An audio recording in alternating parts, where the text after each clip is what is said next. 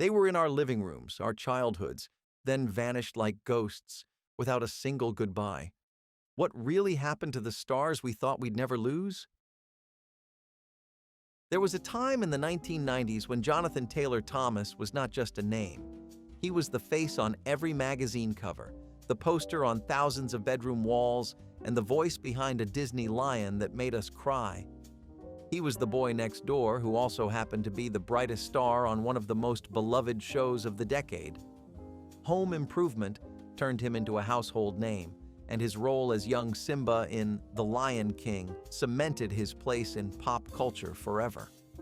But then, just as fast as he rose, he disappeared. No scandal, no farewell tour, no teary press conference, just gone. When he stepped away from the spotlight in the early 2000s, the headlines were confused. Some said he wanted to pursue education. Others claimed he was disillusioned with fame. The truth was quieter than any tabloid fantasy. Jonathan wanted something simple, normalcy. He enrolled in college, studied philosophy, history, and literature. He was seen on a campus bench more often than on a red carpet. For someone who had played so many characters, it seems the role he longed for most was just being himself. What is most haunting is that his departure was not dramatic. It was careful, intentional. He made cameos here and there, small glimmers that reminded us of what once was, but never enough to call it a return. Maybe that was the point. Maybe Jonathan Taylor Thomas knew something we did not, that some stars shine brightest before they vanish. And maybe he wanted us to remember him exactly as he was, mid-laugh on a family sitcom, frozen in time before the world asked too much. Mara Wilson did not just play magical girls, she was one.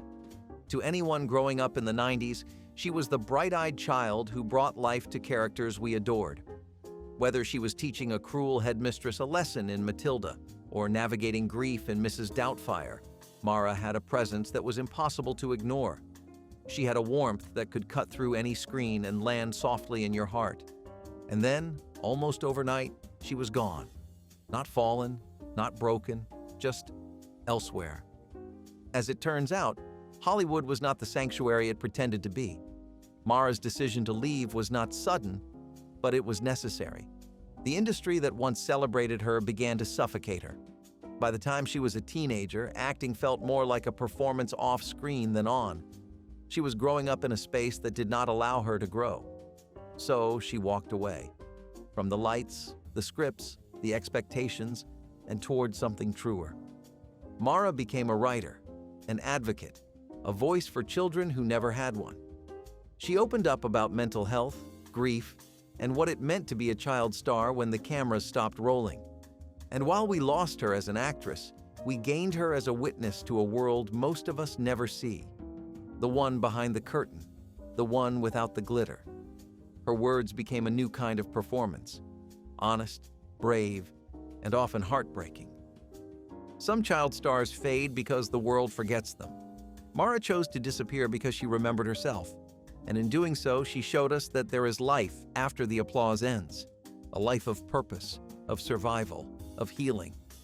That might be the greatest role she has ever played. Jake Lloyd should have been remembered as a legend. After all, how many children can say they played Anakin Skywalker in one of the most anticipated films in cinema history? But instead of being celebrated, Jake became a warning. Star Wars, Episode 1, The Phantom Menace introduced the world to young Anakin, but it also introduced Jake to something far more dangerous than Sith Lords. Fame at that level was not a dream, it was a trap. Almost immediately, the backlash began. Critics tore into the film, viewers mocked his performance, kids at school bullied him relentlessly. Jake was not just ridiculed, he was targeted. The line between character and child was blurred so harshly that the person underneath began to vanish. He was only 10 years old, 10, and instead of protecting him, the industry left him behind. He did not just quit acting, he rejected it entirely. He destroyed his film memorabilia. He spoke of how toxic his experience had been. He wanted nothing to do with the world that had once promised him everything. In the years that followed, Jake struggled. With mental health, with the weight of a childhood that was not his own. There were moments of hope, followed by stories that made headlines for the wrong reasons. But none of them changed the core truth. He was a boy who never asked for the world to know his name, and when they did, it cost him everything. There is something deeply unfair about his story. A role that should have launched him into a lifetime of success became the reason he walked away, or maybe ran. And now, all we are left with is silence and the question of what could have been. Lisa Jakob was the girl you could believe in, the rebellious daughter in Mrs. Doubtfire, the panicked teen in Independence Day. She had a rare kind of authenticity that made every character feel personal. She was never the loudest in the room. She was the realest. But sometimes the realest ones are the first to realize that something is wrong. Lisa's exit from Hollywood was not a scandal.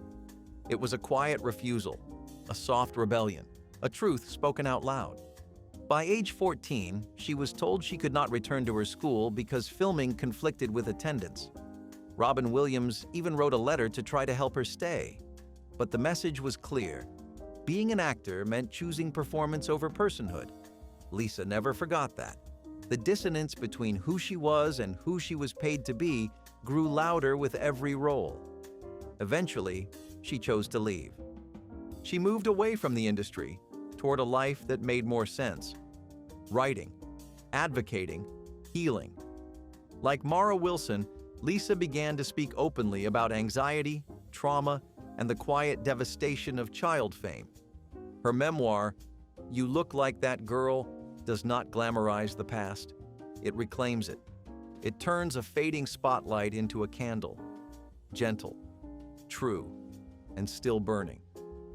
We remember her face from film, but it is her voice in print that lingers longer now. And maybe that is the story beneath the story, that sometimes disappearing is not vanishing. It is transforming. It is taking your own name back.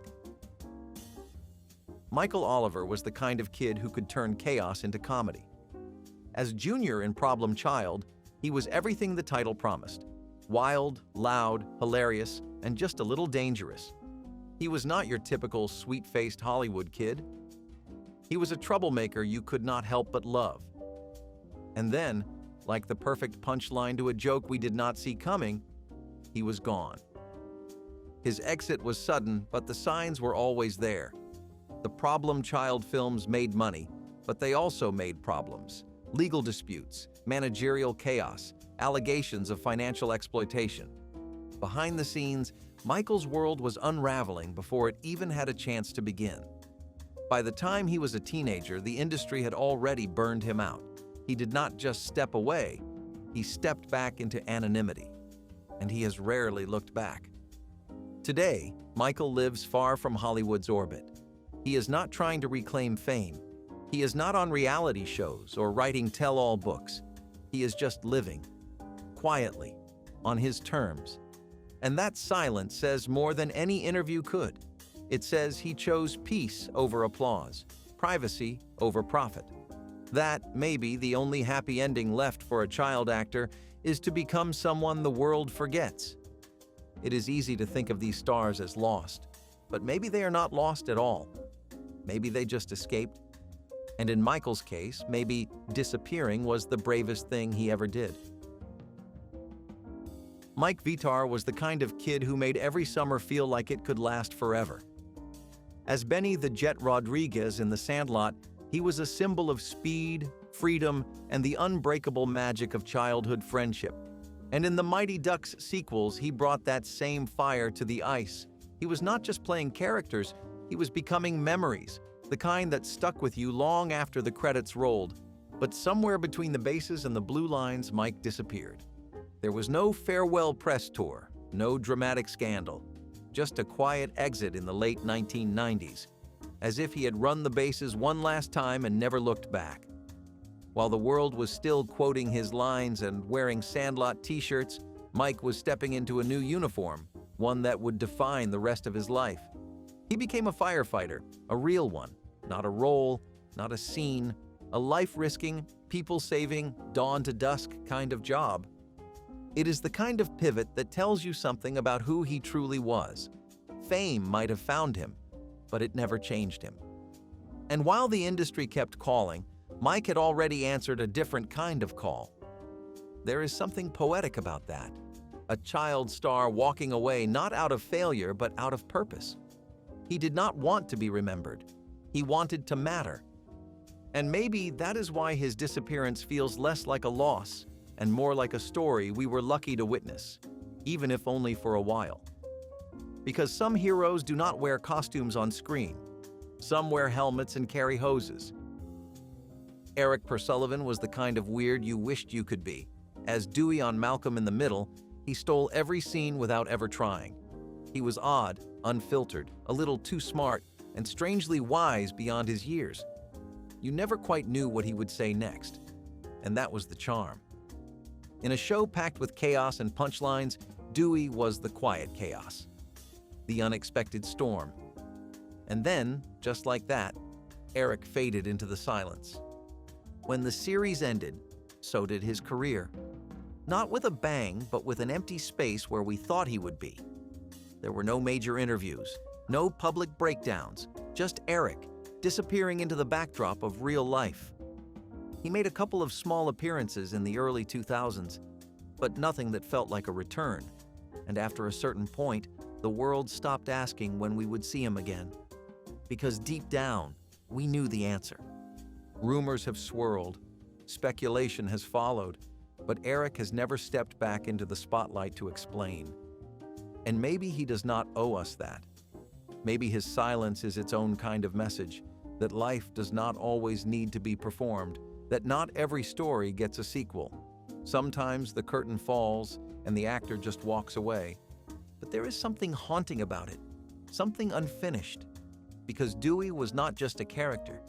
He was a mirror to the strange, fragile, brilliant side of being a kid. And the boy behind him? He chose something that most child stars never get. Anonymity, peace, privacy, a life off stage. Jeff Cohen gave us one of the most unforgettable performances in 80s cinema, and he did it with a belly, a scream, and a dance. As Chunk in the Goonies, he was the heart of a generation's favorite misfit crew.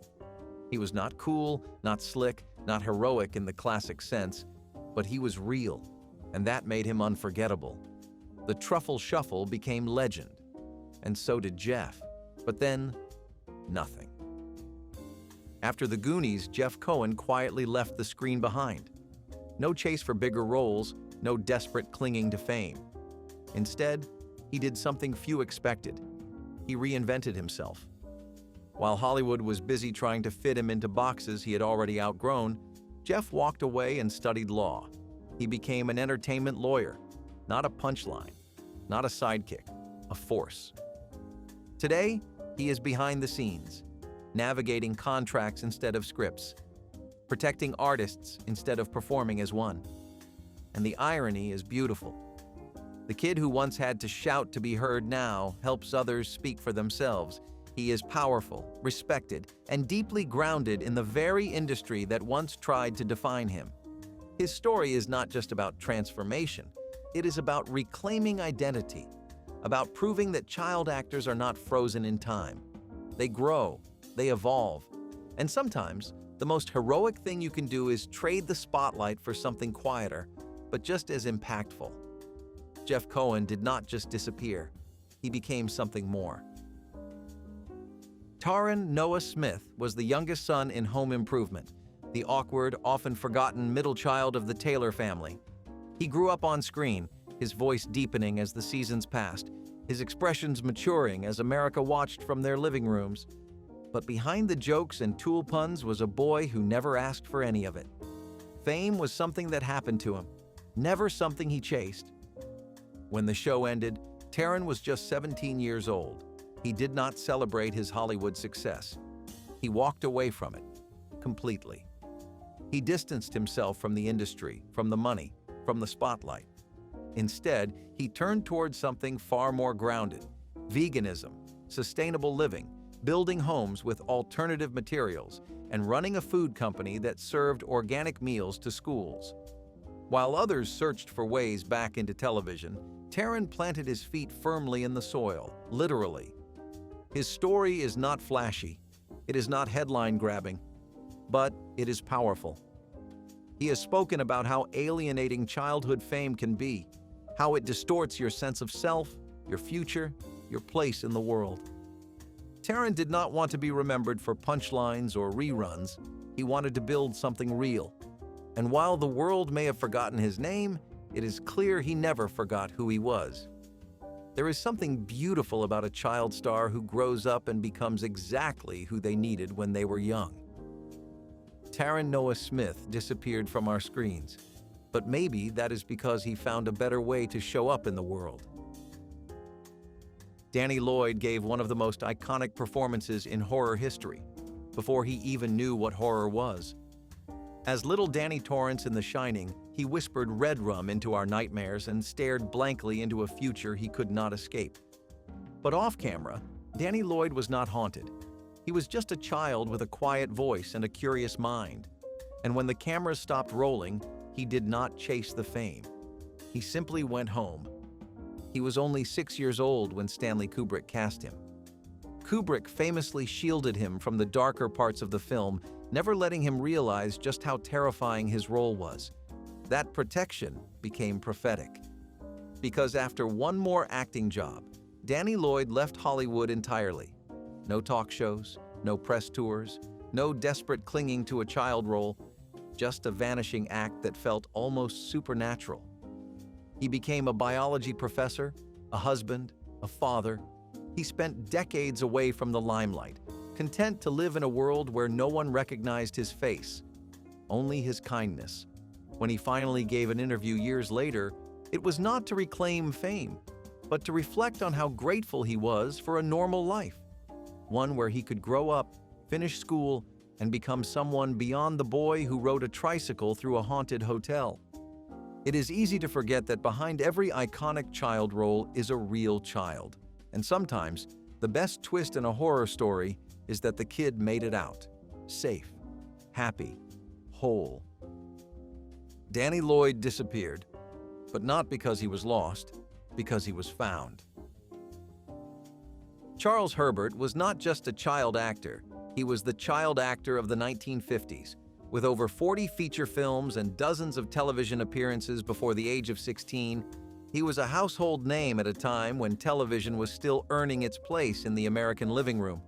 Audiences adored him. Studios wanted more of him. And like so many before and after, Charles gave the world every bit of himself before he was old enough to realize what that meant. But the applause that lifted him up became the silence that swallowed him. As he grew older, the roles dried up. His voice changed, his face matured, and suddenly the golden boy of the silver screen was just another forgotten teenager. The transition from child star to adult actor is a narrow bridge few can cross, and Charles slipped through the cracks. The phone stopped ringing. The fan letters stopped coming.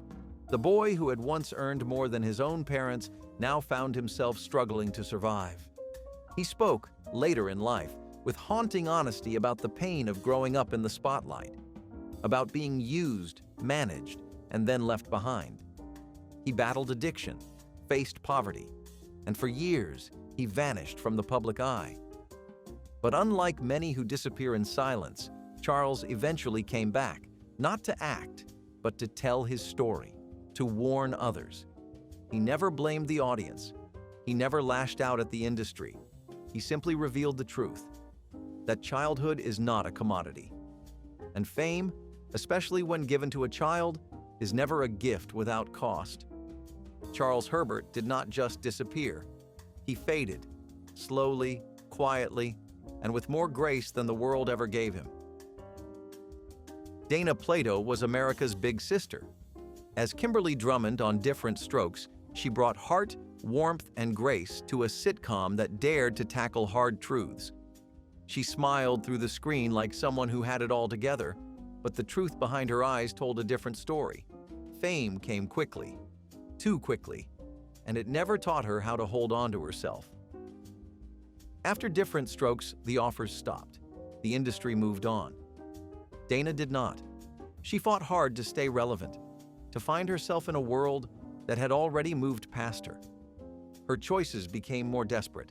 She posed for tabloids, took roles she would rather forget. And all the while, the girl who once made us laugh was slowly unraveling. Addiction wrapped around her like a shadow she could not shake. She tried to get clean, tried to come back.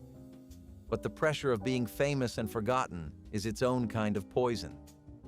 By 34, Dana Plato was gone. A tragic overdose ended her life, and with it, a chapter of television history that still feels unfinished. She died just a day after telling a radio show she was finally turning things around. We like to believe child stars live charmed lives.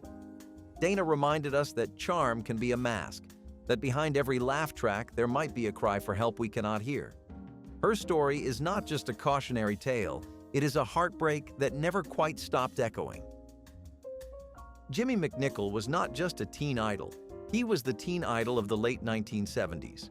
He had the hair, the smile, the voice, and the kind of effortless charisma that made girls scream and casting directors scramble.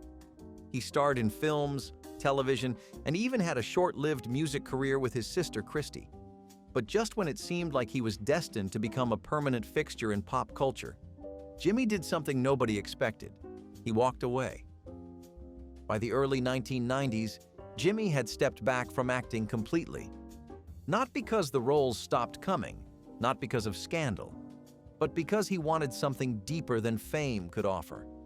He turned to environmental advocacy and real estate, dedicating his life to causes that had nothing to do with cameras or red carpets. It was not a retreat, it was a rebirth. You have to understand what that means.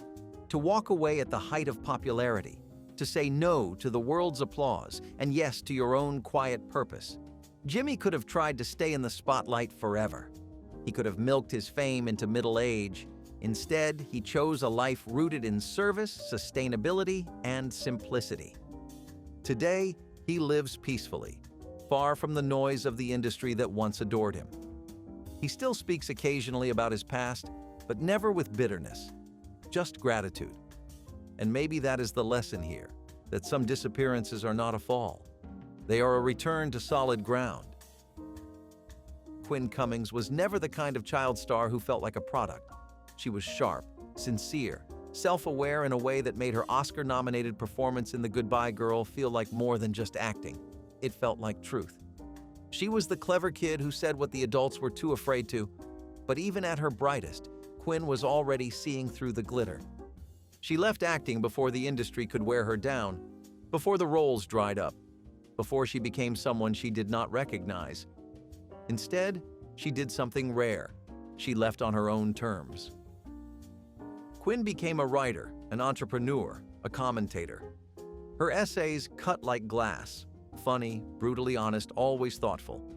She spoke openly about the absurdities of fame, parenting, and growing up in a world obsessed with image. Her exit was not a mystery. It was a declaration that her identity was not tied to box office numbers or red carpets, that she could be more. And she was. She built a second career from intellect and integrity, not nostalgia. In a culture that often devours its young, Quinn Cummings walked away with her voice intact. And maybe that is the most powerful kind of disappearance, the one that becomes a transformation. She is not gone. She is just somewhere better, somewhere real. Jane Withers had a smile that could knock you sideways. In the 1930s, she was one of the most bankable child stars in Hollywood. Funny, spirited, and unmistakably bold. She lit up the screen in a way few kids ever could, and for a while, she seemed unstoppable. But by the time she was in her teens, she made a decision that shocked everyone. She retired. Jane stepped away from the spotlight while she was still beloved, while she could still call the shots, and for decades it seemed like she had vanished. But Jane never truly left the industry. She just shifted.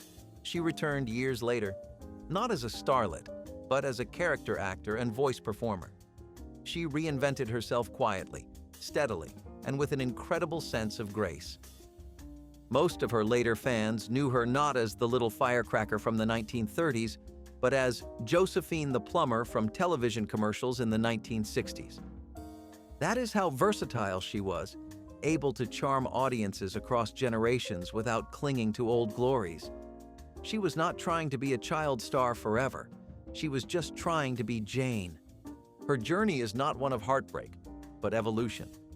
Jane Withers reminds us that disappearing is not always a tragedy. Sometimes it is an act of wisdom, of timing, of knowing when to step back and when to reappear with something new to offer. Carrie Hen was not an actress. She was a memory. At just 10 years old, she gave one of the most hauntingly beautiful performances in science fiction history as Newt in Aliens. Her wide eyes, her whispers in the dark, her terrified strength, it all felt heartbreakingly real. And maybe that is because it was. Carrie was not a polished child star. She was a regular girl who landed a once-in-a-lifetime role. And after the lights dimmed, she never looked back. Most child actors would have chased more roles, tried to extend their moment. Carrie chose the opposite. She walked away from Hollywood and never returned. No sitcom appearances, no awkward teen comedies. She grew up, earned a degree, and became a teacher. While fans kept Newt alive through conventions and tributes, Carrie Hen lived a life far from the red carpet. Not out of failure, but out of choice. And what a choice it was. She has spoken warmly about her experience on set, about Sigourney Weaver becoming like family, about the magic of being part of something so iconic. But acting was never her dream. It was just a story she stepped into once, then stepped out of, just as gracefully. There is something sacred about that, about knowing when one chapter is enough. Carrie Hen reminds us that disappearing is not always erasing. It is just closing the book at the right time. Amanda Bynes made us laugh when laughter felt simple. From All That to The Amanda Show, she carried an entire generation's sense of humor on her back. She was magnetic, quick, sharp, and brilliantly expressive. For every child of the late 90s and early 2000s, Amanda was not just a star. She was the moment. And then, one day, the smiles stopped coming.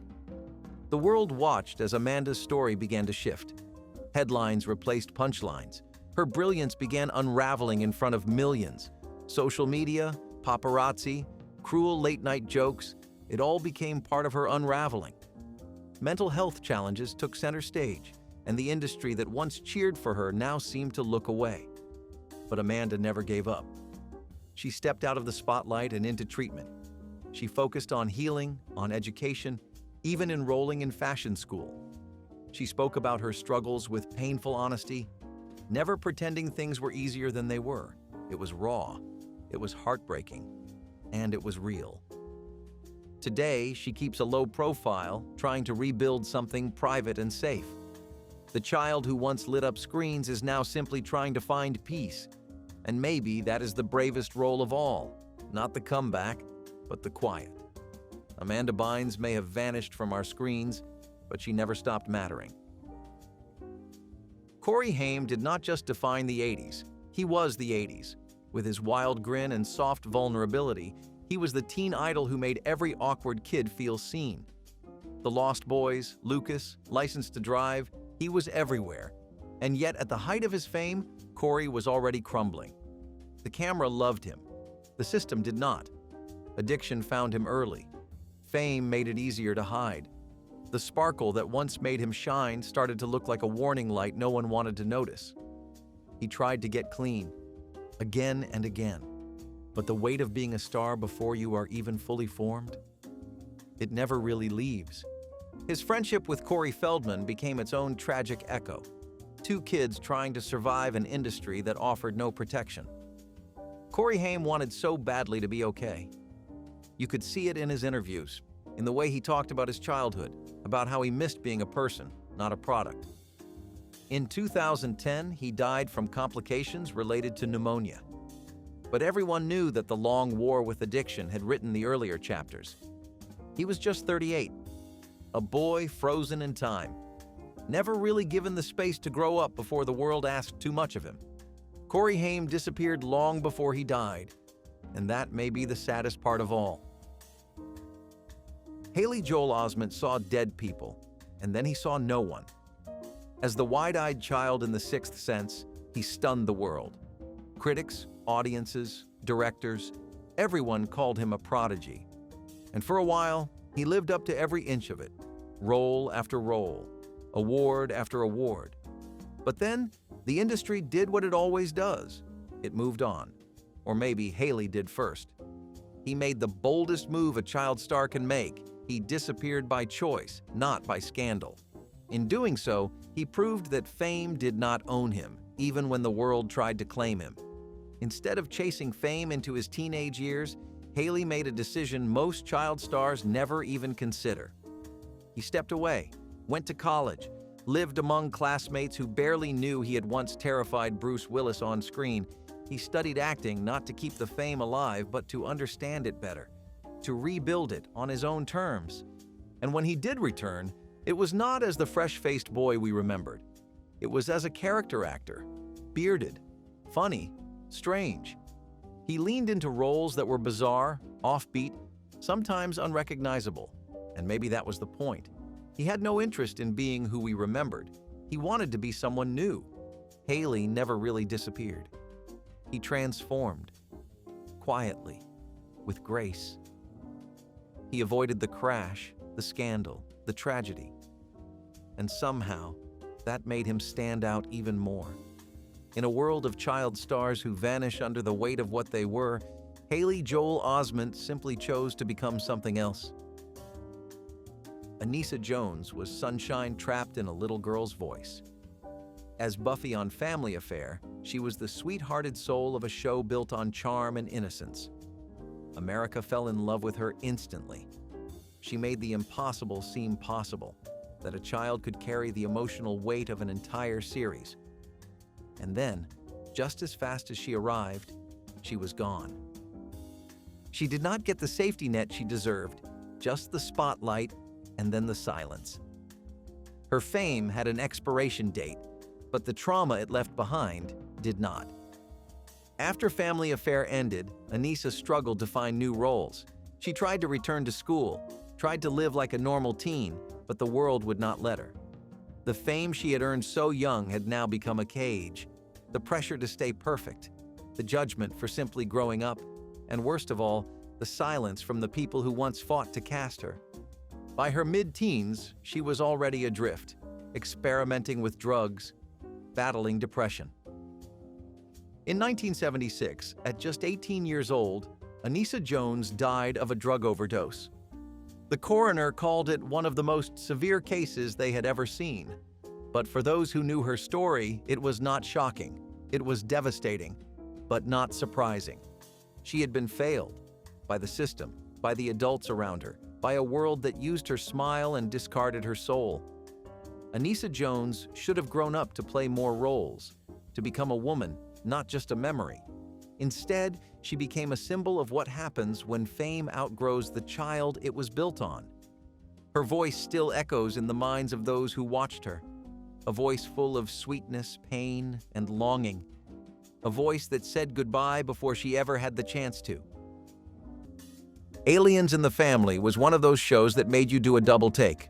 Part puppet show, part live-action sitcom, it was a science fiction oddity that aired on ABC in 1996. It followed a blended family, half human, half alien, trying to live together under one roof. Think The Brady Bunch meets The Muppets, with a dash of outer space weirdness. It was colorful, chaotic, and completely offbeat, and audiences had no idea what to do with it.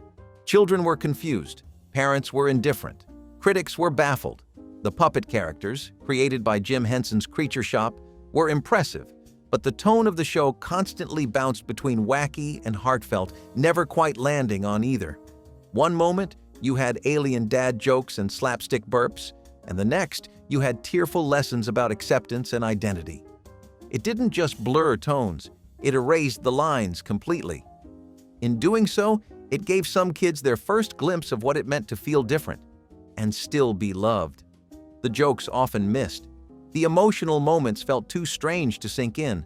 But under all the eccentricity was something unique, an attempt to talk about blended families, about difference and acceptance, through the lens of weird intergalactic humor. It was bold. Too bold, maybe. Only a handful of episodes aired before it was quietly pulled from the schedule.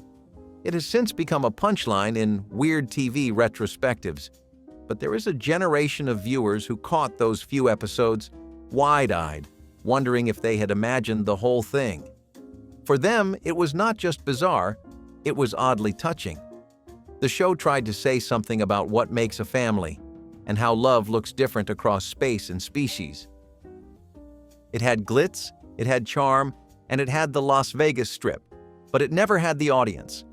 Who's Watching the Kids was a sitcom that centered on two aspiring showgirls trying to make it big in Sin City while raising their younger siblings in the process. The idea alone seemed like a classic blend of heartfelt family drama and zany showbiz antics. It had neon, sequins, and sass, along with the tried-and-true formula of mismatched roommates balancing dreams and responsibility. But the series never found its footing. The humor felt thin. The stories leaned heavily on awkward misunderstandings and slapstick gags that even the laugh track could not salvage. The kids were mostly relegated to the background, and the adult characters lacked the warmth that audiences were used to from family-centric shows. NBC hoped it would capture the same lightning that made Laverne and Shirley a hit, especially since it came from the same producers. But it missed the heart, and it missed the timing. Audiences in the late 1970s were already shifting toward more grounded, character-driven sitcoms. The over-the-top Vegas flair and cartoonish setups just felt out of touch. Ratings declined quickly. After only 11 episodes, the show was quietly pulled. It has since faded into near-total obscurity. For a show that promised both showbiz sparkle and family tenderness, it managed to deliver neither. Watching it now feels like digging up a discarded script from a past that tried too hard to be funny without ever being real. A footnote in television history, barely remembered, but maybe, just maybe, that is for the best. Some shows did not just reflect youth, they shaped it. California Dreams was a sun-soaked, surfside time capsule of teenage life in the early 1990s. It followed a group of high school friends who formed a band, chasing stardom while juggling friendship, heartbreak, homework, and everything in between. The setting was always golden, the skies always blue, but the emotions hit deep. Every episode felt like a page out of a diary someone forgot to lock. Behind the catchy guitar riffs and pop lyrics, this was a show about change, about how friendships bend under pressure, how dreams evolve, and how growing up always means leaving something behind. The characters, from Jake's cool loner persona to Tiffany's grounded kindness, were more than tropes. They were reflections of us. They made mistakes, chased the wrong people, fought over the wrong things, and then picked up the pieces, sometimes with a song, sometimes with silence. California Dreams offered a vision of youth that was both dreamy and devastating. It made you want to learn guitar. It made you want to call your friends. It made you wonder if high school was really just a stage for a story you might not fully appreciate until it is over. The show ended after 4 years, not with a bang, but a quiet fade. It was gone before most people realized how much it mattered. Now it lives as a soft echo from the corner of nostalgia, waiting for someone to remember how it felt to watch young people sing their hearts out while the tide rolled in behind them. Sometimes even the most absurd ideas make it to air. Holmes and YoYo was one of those shows, a buddy cop sitcom with a twist, the twist being that one of the detectives was a robot. Not just any robot, but one who constantly malfunctioned in ridiculous ways. He printed arrest reports from his chest. He beeped when nervous.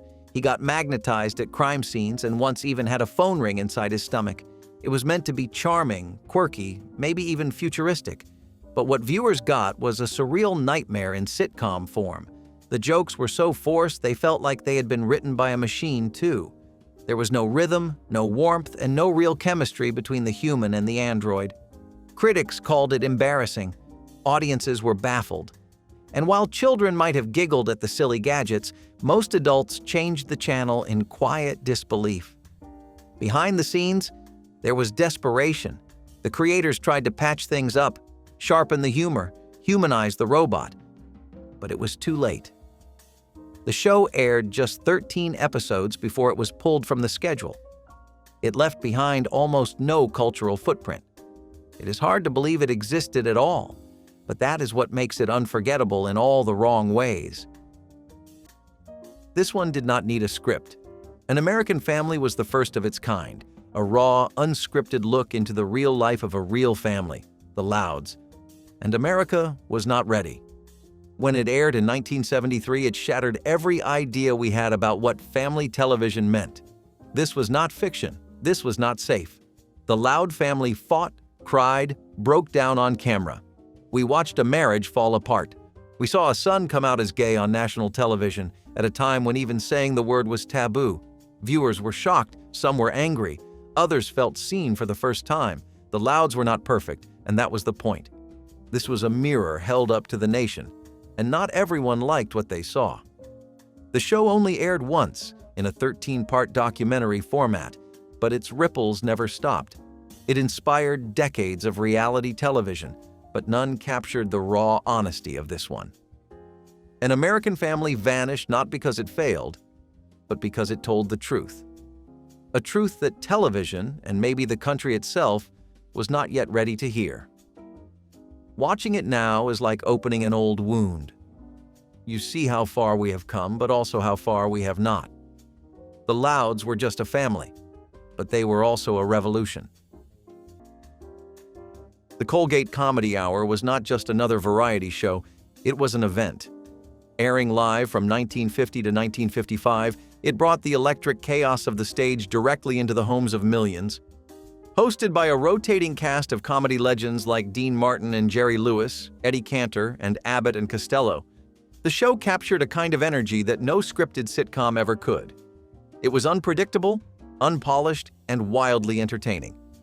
Every week was a gamble, a new experiment in whether or not the comedians could top their last performance. And more often than not, they did. It was a golden age of television in the raw, where mistakes happened on air and the audience loved it more for that. You felt the tension in every live performance. Anything could go wrong, and sometimes it did. But that chaos made it human, alive, and impossible to turn away from. It was the only place where you could see slapstick, song, and celebrity all within the same breath. And at its best, it felt like the whole country was in on the joke at the same time. The competition with The Ed Sullivan Show was fierce, and at times it looked like Colgate might actually win. But time plays favorites, and while Ed Sullivan became immortal, Colgate Comedy Hour became something else, a memory. It disappeared almost as suddenly as it had arrived, leaving only clips and scattered references behind. Yet for those who watched it, those Sunday nights were unforgettable. You did not just laugh, you roared. You shouted across the room. You felt alive. It was theater, comedy, and chaos wrapped into 1 hour of brilliance. It was a sitcom with bark, but no bite. Mgherk. A Dog's Life featured actors in full-body dog costumes, playing a family of suburban canines navigating everyday problems like job interviews, neighborhood feuds, and raising puppies. Yes, really. It sounds like a bizarre fever dream, and watching it felt even stranger. The actors, muffled by their rubber dog heads, delivered dialogue through stiff movements and awkward lip-syncing.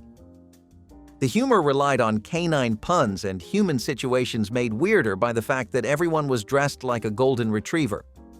The show's premise was never fully explained. Were these dogs living in a world of humans? Were they symbolic? Satirical? No one knew. And that uncertainty made it nearly impossible for viewers to connect. Audiences were bewildered, critics were harsh, even kids, who were assumed to be the target audience, seemed more confused than entertained. NBC hoped it would be a quirky, family-friendly hit, but Mgherk stumbled out of the gate. The novelty wore off fast. Once you got past the initial shock of talking dogs in business suits, there was not much left. No sharp writing, no emotional core, just a lot of wagging tails and sitcom tropes buried in fur. The show lasted only a handful of episodes before being quietly retired. Few mourned its passing. But in its own strange way, Mgherk has become a cult legend. Proof that in the 1970s, networks were willing to try anything, even a dog suit sitcom. Today, it stands as one of the oddest experiments to ever grace prime time.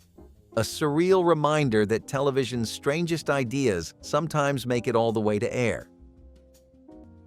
There was something strange and beautiful about this show, like a bedtime story wrapped in a sitcom.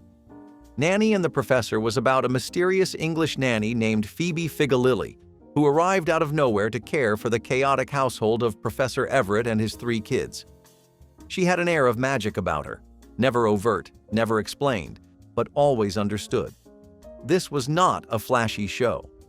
There were no laugh tracks forcing you to find it funny, no obvious special effects screaming for attention. Instead, it asked you to believe, to trust that sometimes the people who save us do not come with explanations. They just show up quietly, like Nanny did, and make life a little better without asking for anything in return. There were whispers that she was psychic. Some thought she was a witch, but it never mattered.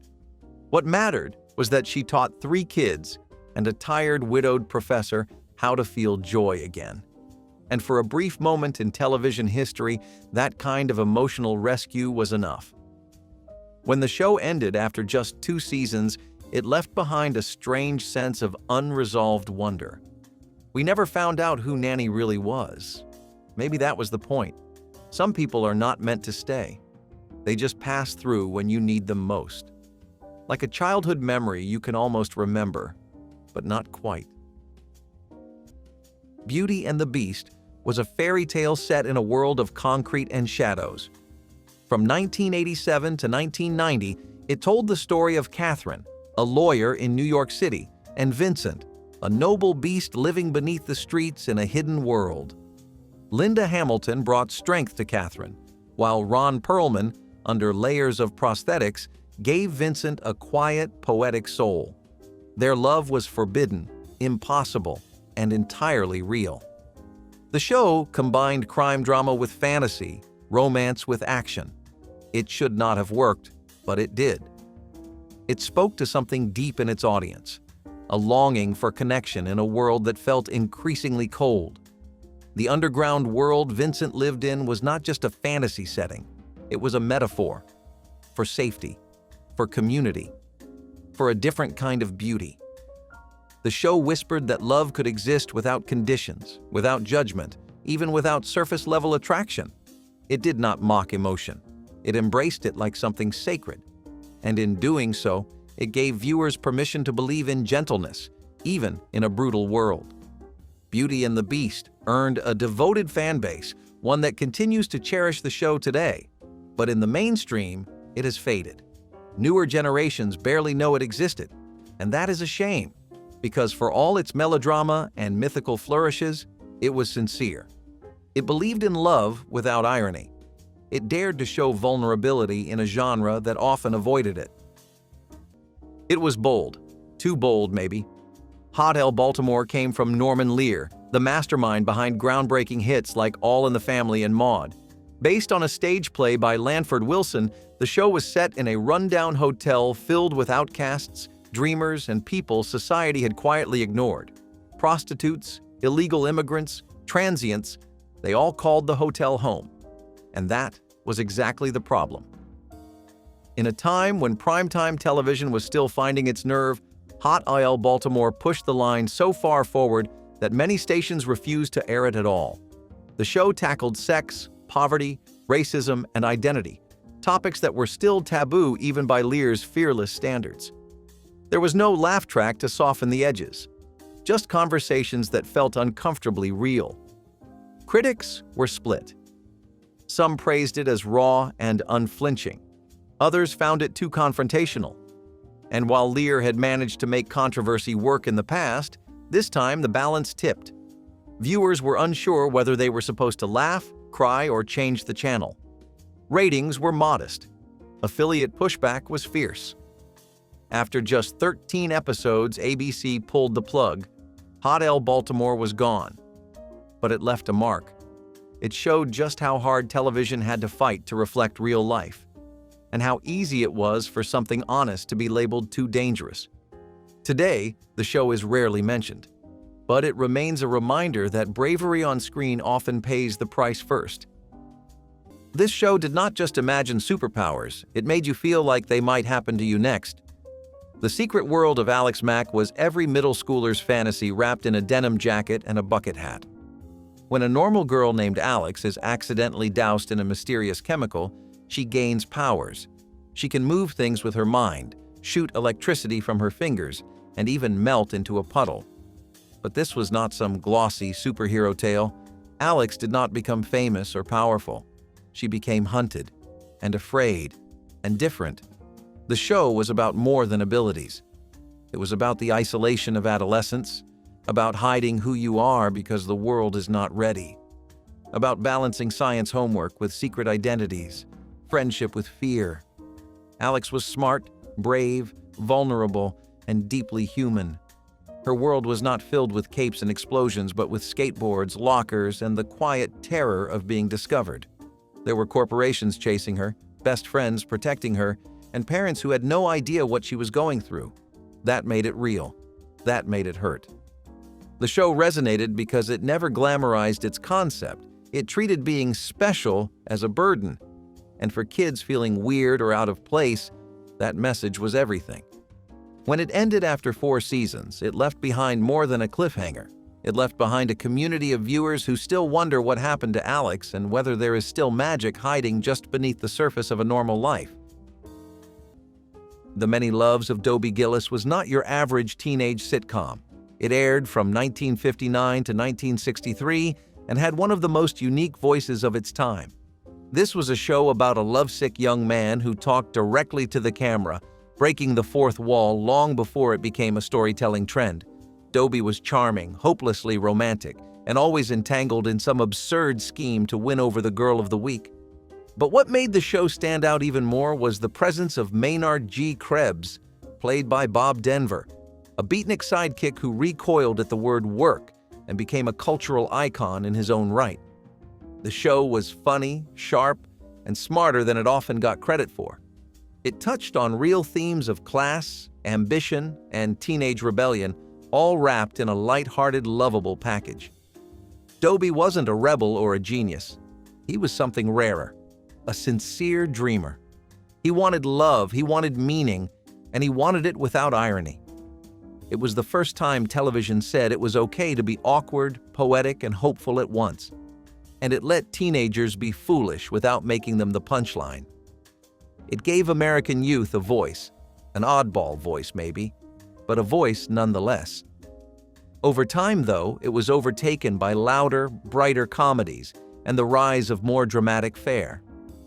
Dobby faded into the background, his monologues forgotten, his daydreams replaced by different kinds of heroes. But if you watched it, really watched it, you remember the warmth, the honesty, the way it made being young feel both ridiculous and profound. Sometimes even science fiction needs a laugh, but Quark never quite found its punchline. This short-lived series tried to parody the genre just as Star Wars fever was gripping the world. It followed a garbage collector in space, Adam Quark, and his bizarre crew aboard a sanitation ship cleaning up interstellar waste. There were clones, robots, alien princesses, and lots of fourth wall-breaking one-liners. The tone was weird, the jokes even weirder. Creator Buck Henry had helped launch Saturday Night Live, and there was hope he could bottle that same absurd genius for network television. But what worked in sketch form did not always translate into 25-minute episodes. Quark constantly wavered between satire and silliness. It poked fun at Star Trek and science fiction cliches, but without much love or warmth for the material it mocked. Some gags were clever, others felt like leftovers.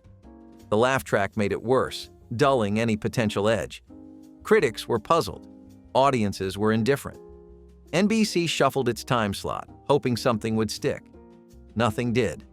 After just 8 episodes, the show was canceled. But for a brief moment, Quark had aimed for something unique, a space comedy before that was really a thing. And maybe that was the problem. It was ahead of its time, or maybe just off-key. Watching it now, you can see flashes of brilliance under the bad wigs and rubber aliens. But you can also feel the weight of a show that never figured out how to balance satire with storytelling. Quark vanished almost as quickly as it arrived, leaving behind only static in the void. Some shows lasted long enough to become legends. Salute Your Shorts only needed one season. Set in Camp Anawana, this scrappy little series captured the chaos, laughter, and bittersweet awkwardness of summer camp better than anything before or since. It was loud, it was messy, it was perfect. Every episode was a snapshot of friendship forged in bug spray and bad cafeteria food. You had Donkey Lips, the lovable underdog; Budnick, the rule-breaking prankster with a hidden soft side; Dina, Sponge. They were not polished or pretty. They were real. Kids who wore mismatched socks, fought over bunk beds, and stayed up too late daring each other to sneak into the woods. But what made Salute Your Shorts stick was its honesty. It understood that camp is more than canoe races and ghost stories. It is where kids first learn how to be away from home, how to find your place, how to fall in and out of crushes and feel like the world is ending over a lost flashlight. It was funny, yes, but also deeply nostalgic. Even as it aired, it felt like something already gone. Maybe that is why it ended so quickly. It burned too bright. Networks wanted polish. What they got was heart. Now it survives in memory, in campfire smoke and the sound of a distant whistle, in the way the theme song still gets stuck in your head out of nowhere. For those who remember, Salute Your Shorts was more than just a show. It was a summer that never really ended. Sliders was one of those rare science fiction shows that handed its audience the keys to the multiverse and then quietly slipped out the back door. Premiering in 1995, the series followed a group of travelers who slid between parallel universes, each one slightly or wildly different from their own. It was clever, imaginative, and packed with potential. One world would be ruled by technology, another by communism. Some were utopias, most were nightmares. The concept was lightning in a bottle. But television, as always, is complicated. Behind the scenes, the show was plagued by network meddling, cast changes, and creative clashes. What started as thoughtful science fiction turned slowly into formulaic adventure. One of the show's greatest strengths was its premise. What if one decision created a whole new world? That idea alone had enough weight to carry 10 seasons, if not more. But too often, the show's smartest ideas got buried beneath budget cuts and behind-the-scenes drama. It bounced from Fox to the Sci-Fi Channel, and in the process, lost its rhythm. Characters were written off, the tone shifted, and that initial sense of wonder, the thrill of infinite possibilities, got buried under clunky plot lines. Still, for those who watched it, Sliders was unforgettable. The idea that there were versions of our world just a step away lit up the imagination. It made you question the smallest choices. The what-ifs. The roads not taken. And even now, in a media landscape drowning in multiverse stories, Sliders is rarely mentioned. It was a pioneer without a monument. A bold idea that came before audiences were ready and was gone before they could catch up. If you grew up in the 1990s, this show was like the cool older cousin who always knew what was up, but still made time to help you with your homework. Hangin' with Mr. Cooper followed Mark Cooper, a former professional basketball player turned high school teacher who used humor, honesty, and a whole lot of heart to guide kids through school and life. Played by Mark Curry, he was the kind of teacher everyone wished they had. He cracked jokes but never dodged the real stuff. He called it like he saw it. He cared. But the show was not just about Cooper. It was about a house filled with friends, family, and the messy love that holds them together. Vanessa, his confident and hilarious roommate, brought sass and style. Geneva and young Nicole added warmth and relatability. They all lived together, stumbled together, and picked each other up when the world got rough. It felt like family, even if it was not traditional. What made Mr. Cooper stand out was how seamlessly it blended life lessons with laughs. It dealt with serious issues, peer pressure, racism, disappointment, without ever getting preachy. And it never forgot to have fun along the way. For 5 solid years, it was a staple of the family night lineup. Then it was gone, quietly shuffled off the schedule, with little fanfare and less reason. The reruns dried up. The impact did not. Hangin' with Mr. Cooper was one of the last sitcoms that felt like it cared about kids and adults at the same time. And for many of us, that kind of care was rare. If one of these stars brought back a memory, share it below, like the video, and subscribe to uncover more lost stories.